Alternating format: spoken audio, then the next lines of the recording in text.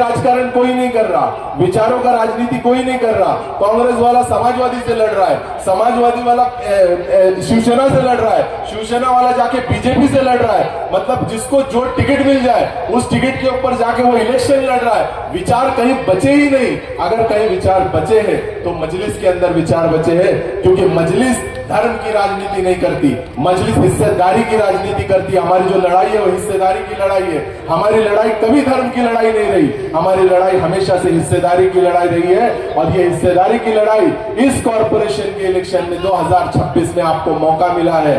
ये बहुत बड़ा मौका है दोस्तों, इसको बिल्कुल भी आप गंवाना नहीं है। ये बहुत बड़ा मौका है।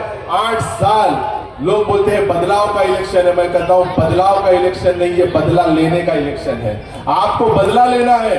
जिन लोगों ने 5 साल आपके बच्चों को अच्छा एजुकेशन देने के लिए कोई काम नहीं किया, जिन लोगों ने आपके सिविक इंफ्रास्ट्रक्चर को बर्बाद कर दिया, रोड, गटर, पानी आप देख सकते हो, हर तरफ हमारा वार्ड भी परेशान है, पूरा भिवंडी शहर परेशान है। इस सब की गवाह आप सब लोग हो। उसके बावजूद भी क्या इन लोगों को आप वोट देना चाहते हो? इन लोगों को जिता के लाना चाहते हो? फिर से हम लोग वही काम करेंगे, फिर से हम लोग वही चीज करेंगे, तो आने वाली नस्लें आपको और हमको कभी माफ नहीं करेंगी। मेरे दोस्तों, आज आप लोगों के हाथ में है, आप लोगों की जिम्मेदारी है कि हमारे आने वाले बच्चों का भविष्य किस तरीके से सुधारा जाए। और उसके लिए सिर्फ और सिर्फ एक ही पर्याय है, सिर्फ और सिर्फ एक ही रास्ता है, वो रास्ता मजलिस इत्तेहादुल मुस्लिमीन है। आप लोगों की लड़ाई, मैं मुसलमानों की लड़ाई कहूंगा, जो मुसलमानों की लड़ाई आज भिवंडी शहर पूरे हिंदुस्तान में कोई लड़ रहा है तो एक ही नेता है असदुद्दीन ओवैसी, एक ही नेता है अकबरुद्दीन ओवैसी, एक ही नेता है इम्तियाज जलील साहब। और तमाम ऑल इंडिया मजलिस इत्तेहादुल मुस्लिमीन के जितने भी नेता है, ये सारी लड़ाइयां हमारी लड़ रहे हैं। ये चाहते हैं कि उनके हाथ मजबूत हो जाए। ये मुसलमानों का मैक्सिमम, यहाँ पे मेजोरिटी मुसलमानों की है, ये मुसलमानों का शहर भी बोला जाता है, 56% मुस्लिम है। हम लोगों ने सारे लोगों को एक साथ लिया, एक प्लेटफॉर्म पे लेके आया है।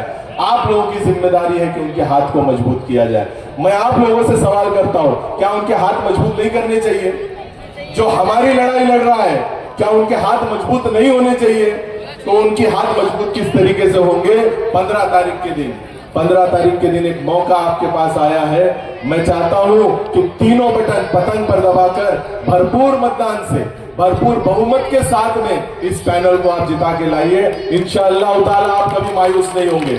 मैं ये गारंटी देता हूं, इंशाअल्लाह ताला आप कभी मायूस नहीं होंगे कि ये जो तीनों कैंडिडेट है, चाहे मैं हूं, चाहे हमारी रश्मीन है, चाहे उर्मिला ताई है, उर्मिला वहीनी है, इनको हमको किसी कॉर्पोरेशन के पैसों की जरूरत नहीं है। अल्हम्दुलिल्लाह अल्लाह ने हमको बहुत कुछ दिया है, अल्लाह ने हमको सब कुछ दिया है। इन कॉर्पोरेशन की निधि की हमको जरूरत नहीं है। जब हम लोग प्रशासन के अंदर जाएंगे तो इंशाअल्लाह 100% निधि आपके वार्ड के अंदर लगाने का काम करेंगे।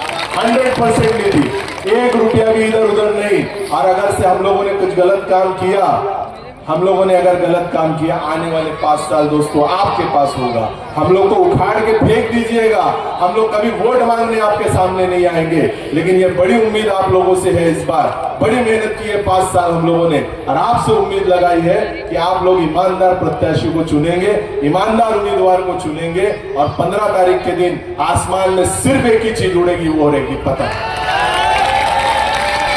मैं ज्यादा नहीं बोलूंगा कि वक्त ज्यादा अख्तर साहब को देना चाहिए, तो अख्तर साहब की तकरीर सुनने के लिए लोग यहाँ पर आए हुए हैं। तो मेरे 2 शब्द मैं खत्म करता हूँ और अख्तर साहब को माइक थमाता हूँ। जय हिंद, जय महाराष्ट्र।